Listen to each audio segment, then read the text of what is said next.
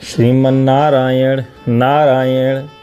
प्रिय मित्रों, श्री रामचरितमानस की कथा में, श्री राम कथा में आगे का जो प्रसंग है उसको हम लोग आगे बढ़ते हैं, परंतु उसके पूर्व भगवान गणेश जी को, माँ सरस्वती को और श्री रामचंद्र जी को, माँ सीता को, लक्ष्मण भैया, शत्रुघ्न भैया, भरत भैया और श्री हनुमान जी के चरणों की वंदना करते हुए और अपने परम पूज्य गुरुदेव भगवान के चरणों में वंदन करते हुए, नतमस्तक होते हुए हम लोग कथा में आगे प्रवेश करते हैं।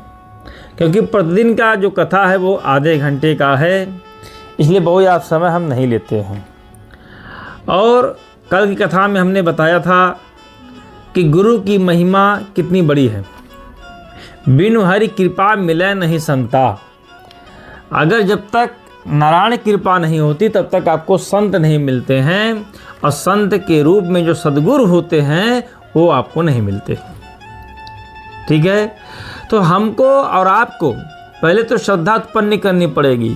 किसमें? सद्गुरु में, गुरु में, भगवान में, माता पिता में। कहीं पर भी जब तक श्रद्धा नहीं उत्पन्न होगी प्यारे, तब तक आप ना गुरु को प्राप्त कर सकते हैं और ना ही भगवान को प्राप्त कर सकते हैं। ठीक है, क्योंकि कहा गया है कि जितनी ज़्यादा श्रद्धा हम करते हैं उतनी ही अधिक हम श्रद्धा करने योग्य बनते हैं। जितनी अधिक हम श्रद्धा रखने में सक्षम हो जाएंगे उतना ही हमारा जीवन खुलता चला जाएगा, और केवल खुलता ही नहीं जाएगा प्यारे, उतना ही जीवन हमारा खिलता भी जाएगा। ठीक है, पूरा हिमाचल खिल गया। देखिए, जब माता पार्वती का आगमन हुआ तो पूरा हिमाचल खिल गया। तो श्रद्धा की महिमा है कि जीवन अत्यधिक जीवंत अनुभव करता है और श्रद्धावान पूर्णपेण जीता है।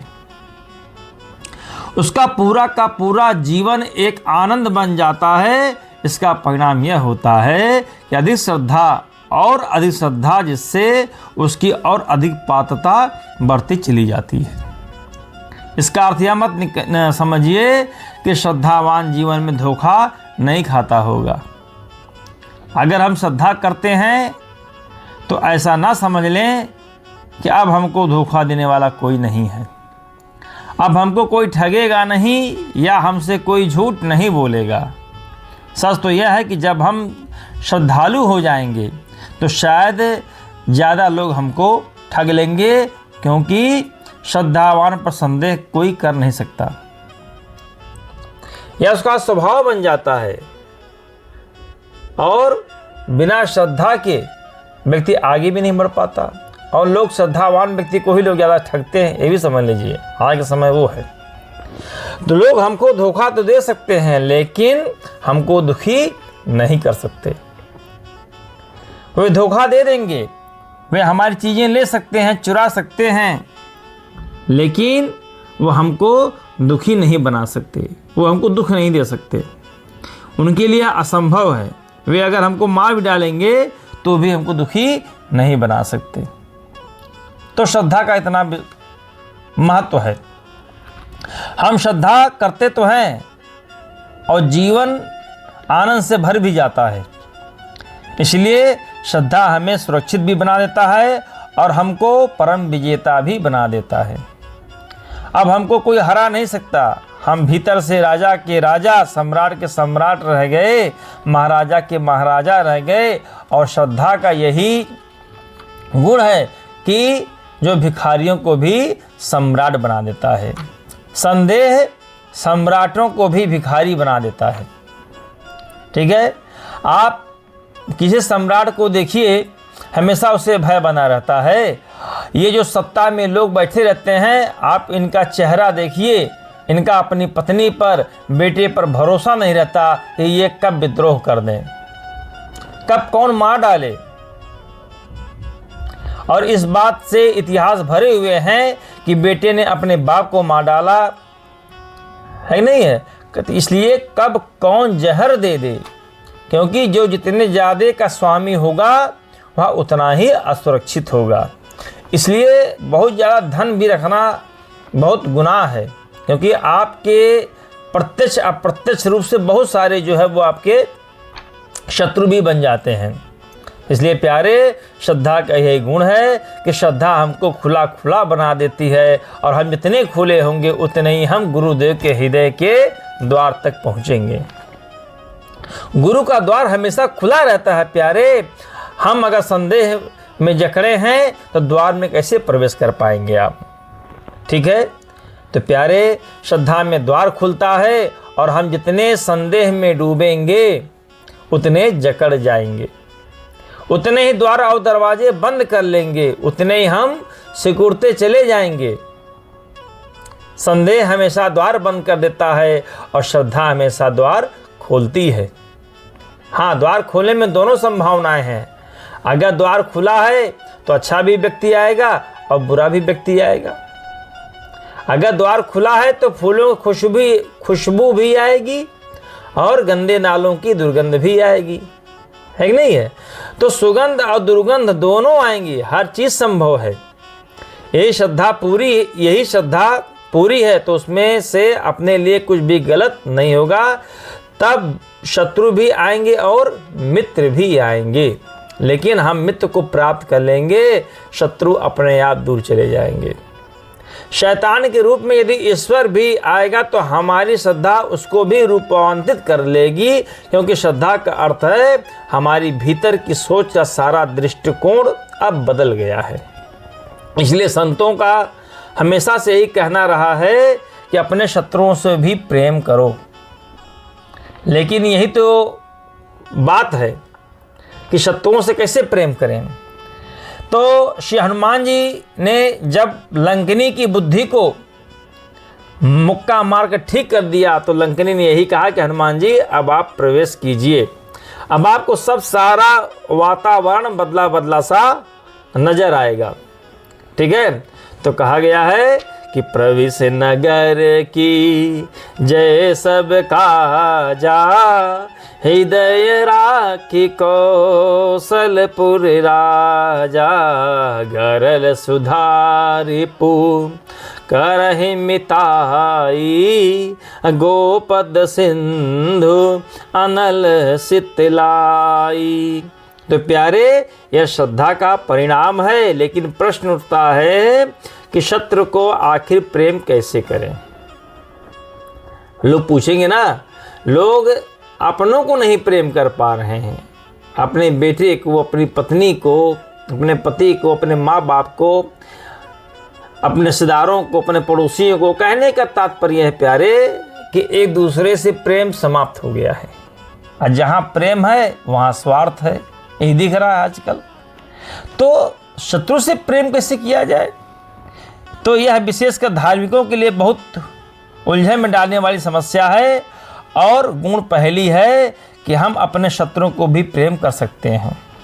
इसका अर्थ यह नहीं है कि हमारे शत्रु समाप्त हो जाएंगे। शत्रु तो रहेंगे, शत्रुता तो रहेगी, लेकिन अब हमको कोई शत्रु नहीं लगेगा। बात समझिएगा, हमें किसी को उस भाव से नहीं देखना। लोग हमको किस भाव से देखना है अलग विषय है, लेकिन हमें उस भाव से नहीं देखना है। तो श्रद्धा का ऐसा परिणाम है कि श्रद्धा में व्यक्ति को कोई शत्रु नहीं लगता है प्यारे। श्रद्धावान केवल मित्र जानता है, फिर वह किस रूप में आता है, फिर वह क्या व्यवहार करता है, इसमें कोई फर्क नहीं पड़ता। अगर वह चोरी करने भी आता है तो लगता है कि चोर के रूप में वह हमारा मित्र आया है, लगता है कि चोर के रूप में भगवान आया है। कुछ लेने आया है तो भी वह मित्र है, और कुछ देने आया है तो भी वह मित्र है, वह किसी भी रूप में आए। आज मीरा जी के समक्ष भगवान नाग वेश में आ गए। मीरा जी ने नाग में भी शालिग्राम का दर्शन कर रही थी।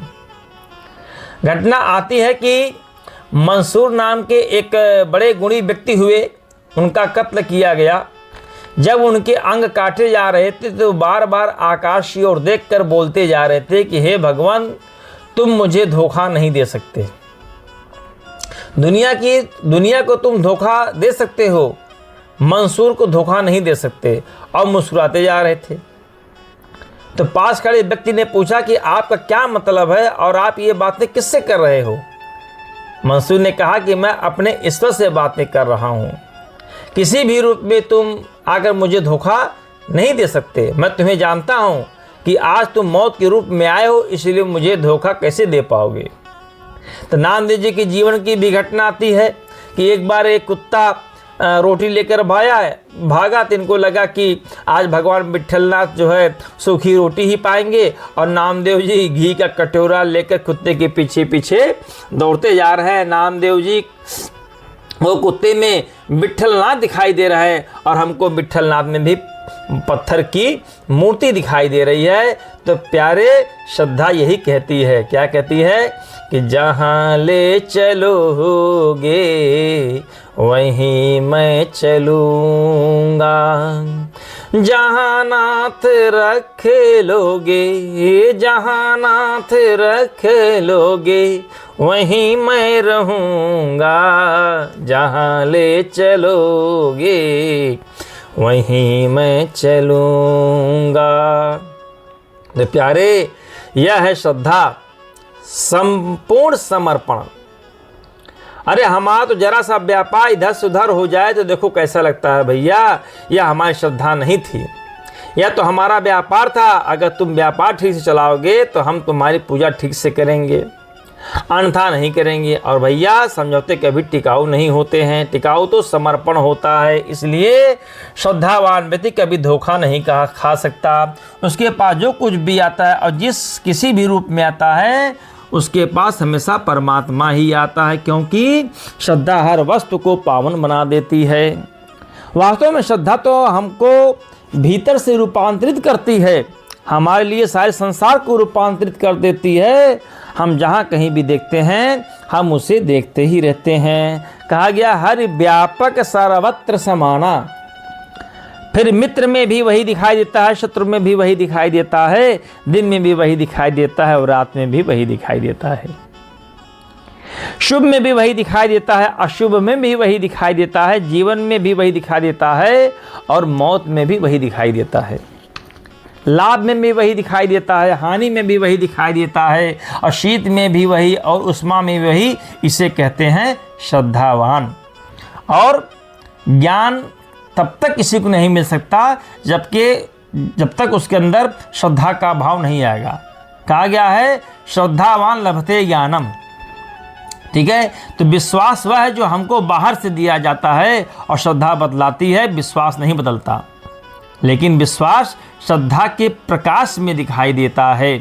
विश्वास तो किसी ने दे दिया, लेकिन श्रद्धा की खेती स्वयं पैदा करनी पड़ती है प्यारे, और श्रद्धा के पौधे स्वयं उगाने पड़ते हैं, और उगाने ही नहीं पड़ते बल्कि बढ़ाने भी पड़ते हैं, उनकी रक्षा भी करनी पड़ती है। श्रद्धा की बेल स्वयं उगाई जाती है प्यारे। विश्वास तो समाज के द्वारा मिलेगा, लेकिन श्रद्धा हमको स्वयं से खोजनी पड़ती है। श्रद्धा बिल्कुल नितांत व्यक्तिगत होती है, एकदम आंतरिक होती है। विश्वास को तो आप कहीं से भी खरीद सकते हैं।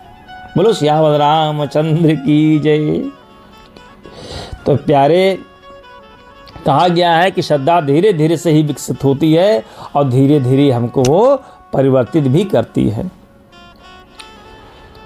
और यहाँ पर बाबा भोलेनाथ माँ पार्वती से क्या कहते हैं, ध्यान सुनिएगा। कहते हैं उमा कहूँ मैं अनुभव अपना, सत हरि भजन जगत सब सपना, श्री राम जय राम।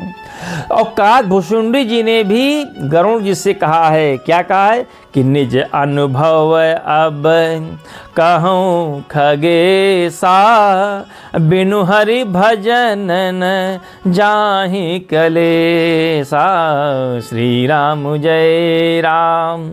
जय जय राम, जय हनुमान जय कृपा निधान, श्री राम जय राम। तो मेरा निवेदन है कि कृपया ईमानदार बनिए, संदेह करो और संदेह का दुख भोगो, यह दुख ही हमको समझ तक ले जाएगा प्यारे। अगर हम सचमुच में जो दुख उठाते हैं तो एक ना एक दिन यह हमको समझ जाएंगे कि यह संदेह है जो हमको दुखी कर रहा है, फिर रूपांतरित होना आसान है, अन्यथा तो मंदिर में जाते हैं और उस व्यक्ति की तरह व्यवहार करते हैं जो श्रद्धा से भरा हुआ व्यक्ति कर रहा है। हम झुकते हैं, उससे शायद और ज़्यादा अच्छे झुकते होंगे। हम दंडवत करते हैं, हो सकता है कि श्रद्धालु इतना सुंदर दंडवत न कर पा रहा हो जितना हम करते हैं। हम उतने ही हाथ ऊपर उठाकर पुकार सकते हैं जितना श्रद्धालु पुकार रहा है, लेकिन अगर भीतर श्रद्धा नहीं है तो बाहर का विश्वास केवल आरोपण मात्र माना जाएगा। भीतर कोई आनंद का फूल नहीं खिलेगा प्यारे। अगर श्रद्धा नहीं है तो हमको मालूम भी नहीं कि पत्थर की मूर्ति तो है लेकिन उससे कुछ होने वाला नहीं है।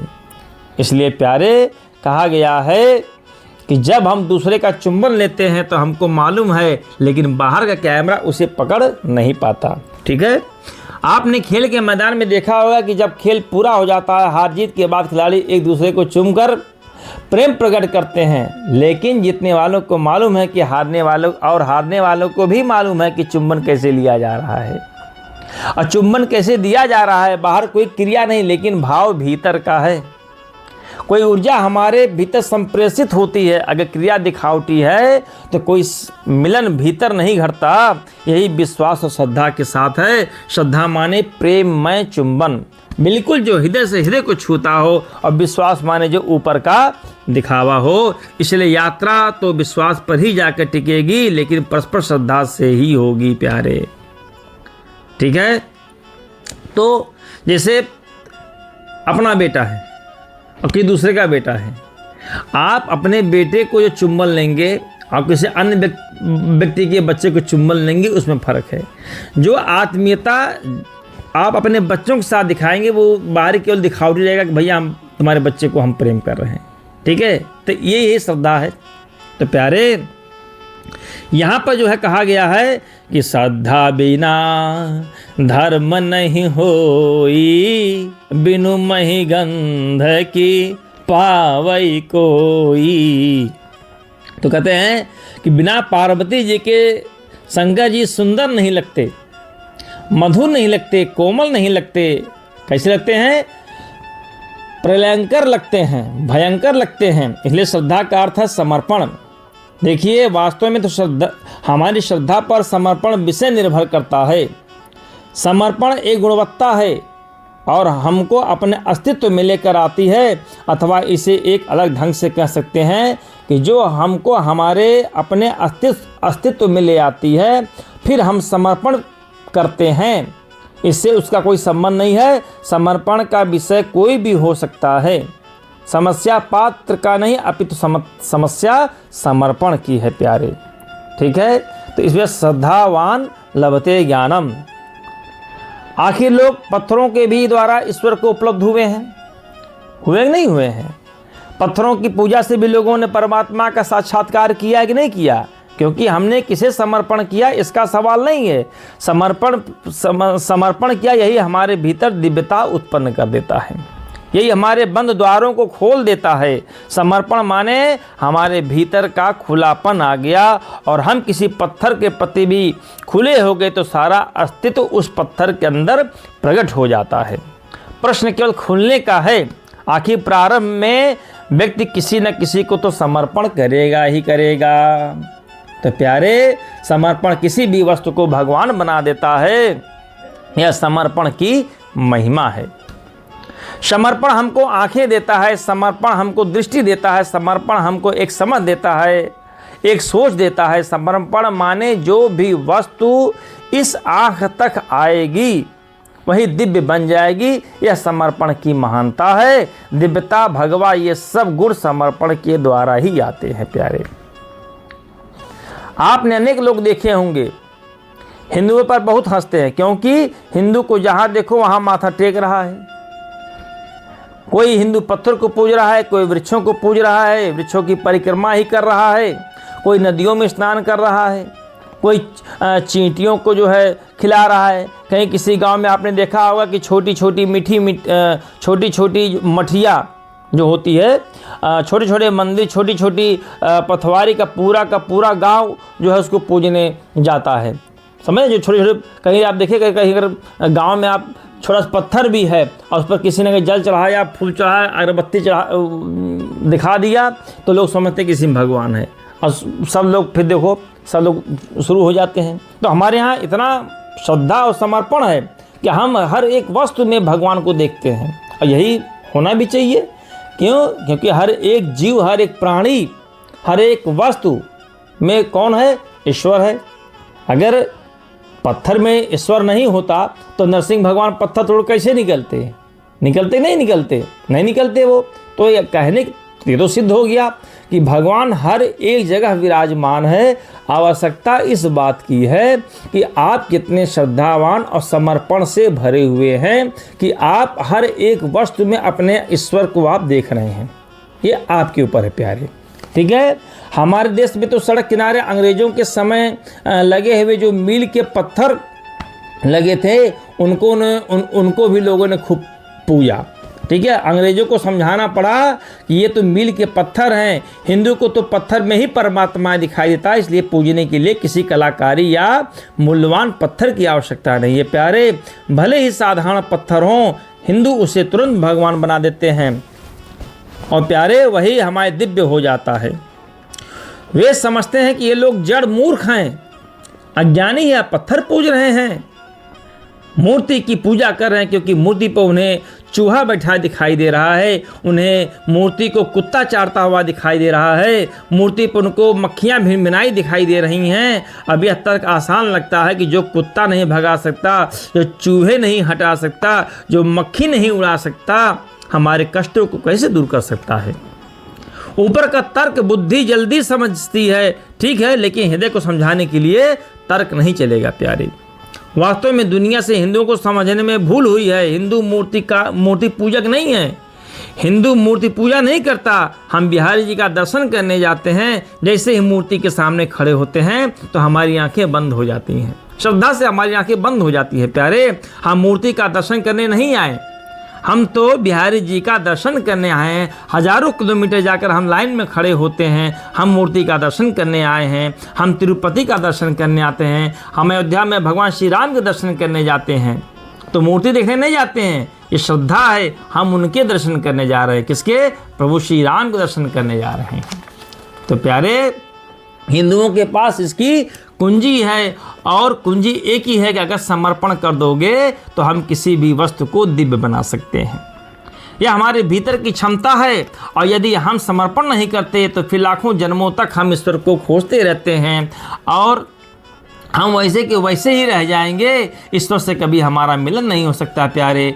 इस श्रद्धा ईश्वर से मिलने का साधन है। श्रद्धा में वह गुणवत्ता है जो साधारण को भी दिव्य बना देती है। इसलिए परमात्मा से मिलना है तो श्रद्धा चाहिए, श्रद्धा से ही ईश्वर को पाया जा सकता है। इसलिए प्रश्न आत्मसमर्पण का नहीं है प्यारे, समर्पण करने वाले पात्र का या वस्तु का विषय ही नहीं है क्या हमने समर्पण कर दिया। प्रश्न यह है, लेकिन यह जितने आसानी से हम बोल रहे हैं उतना आसान नहीं है प्यारे। ठीक है, तो गुरु वैसे तो एक मनुष्य है, लेकिन मनुष्य होने के बाद भी वे कुछ और भी हैं। यही गुरु की महिमा है। इसलिए अगर हम गुरु के अतीत को देखते हैं तो वे हमारी तरह दिखाई देते हैं, और हो सकता है कि हमसे छोटे भी दिखाई देते हों।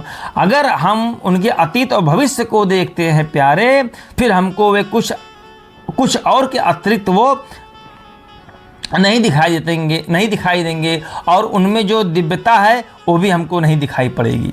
ठीक है, क्योंकि वो साधारण के रूप में हम उनको समझेंगे। ठीक है प्यारे, इसलिए पत्थर को, नदी को, वृक्ष को समर्पण करना यह बहुत कठिन है प्यारे। ठीक है, और यदि हम उनकी उपस्थिति अपने में उतरने देते हैं, अपने अंदर उनको प्रवेश करने देते हैं, फिर हम उनके साथ बहुत गहरी एकाग्रता से उनका अनुभव करते हैं, तब हमको वे अचानक और कुछ लगने लगते हैं। फिर हमारे अंदर एक दिव्य प्रकाश, एक दिव्य आनंद, एक दिव्य प्रसन्नता, फिर बार बार उनका दर्शन करने का मन करने लगता है प्यारे। यह जो बार बार लोग आते हैं, मूर्ति तो वही है, लेकिन बार बार क्यों आते हैं? साधु तो वही है, तो बार बार दर्शन करने क्यों आते हैं? क्योंकि अब वे मनुष्य नहीं, अब वे गुरु हैं, अब वे हमारे लिए कुछ और ही हो गए हैं। ठीक है, तो एक क्षण में, पहली दृष्टि में ही बस कोई हमारे साथ है, बिल्कुल उससे तालमेल, जैसे कि शरीर अलग अलग है लेकिन हम अंदर से एक हो गए, और पहले कभी अलग हुए थे लेकिन फिर हम अब एक हो गए हैं।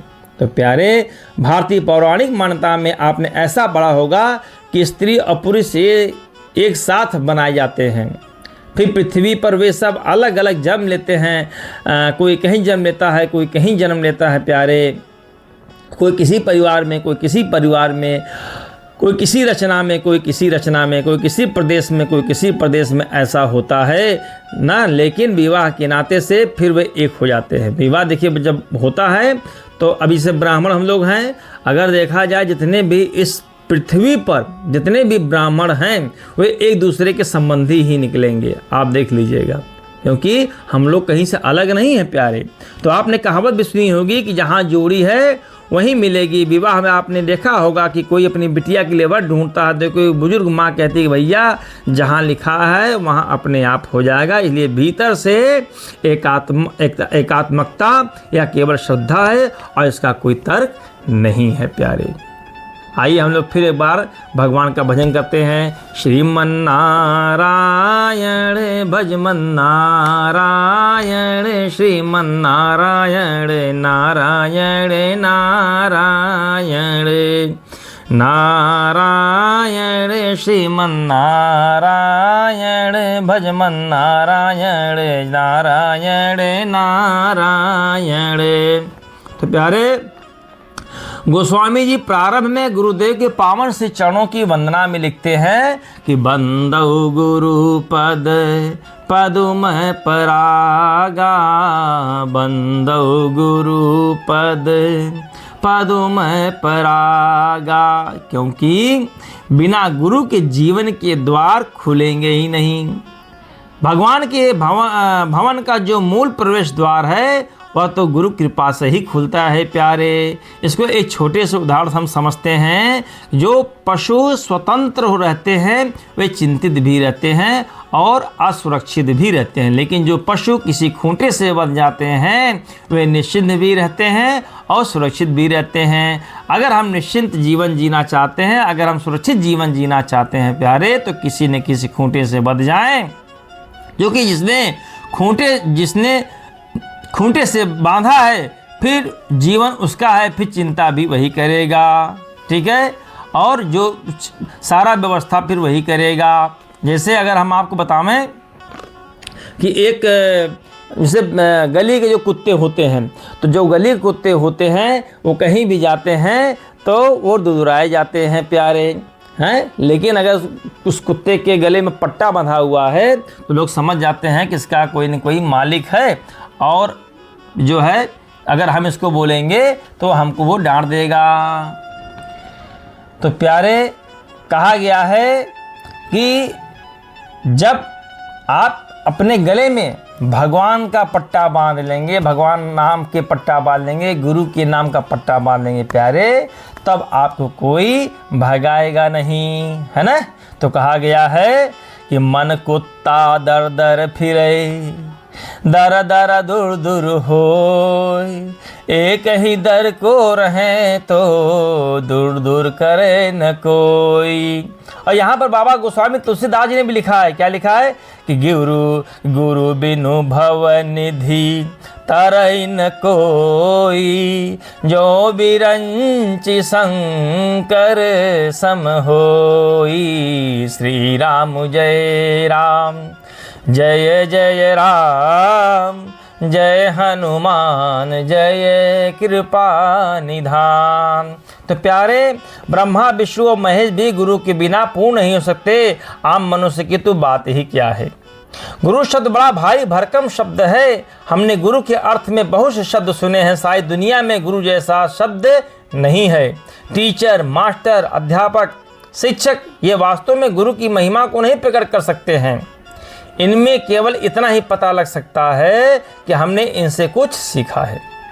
और गुरु से पता लगता है कि इनके द्वारा हम कुछ हुए हैं। गुरु का अर्थ है जिनके द्वारा हम कुछ हो गए हों, जिनके द्वारा हम कुछ बदलें, जिनसे केवल हमारा ज्ञान ही नहीं बढ़ा अपितु हम स्वयं भी बढ़ गए, वही सद्गुरु हैं। बोलो श्यावल रामचंद्र की जय। श्रीमन नारायण भजमन नारायण, श्रीमन नारायण नारायण नारायण नारायण, लक्ष्मी नारायण, श्रीमन नारायण नारायण नारायण। बोलो वृंदावन बिहारी लाल की जय। बोलो श्यावल रामचंद्र की जय। बोलो श्री हनुमान जी महाराज की जय। ओम नमः पार्वती पतये, हर हर महादेव। तो प्यारे, आज की कथा यहीं तक। कल फिर हम आपके लिए कथा ले आएंगे और उसी के आगे ही हम आगे क्रम में बढ़ेंगे। नारायण नारायण।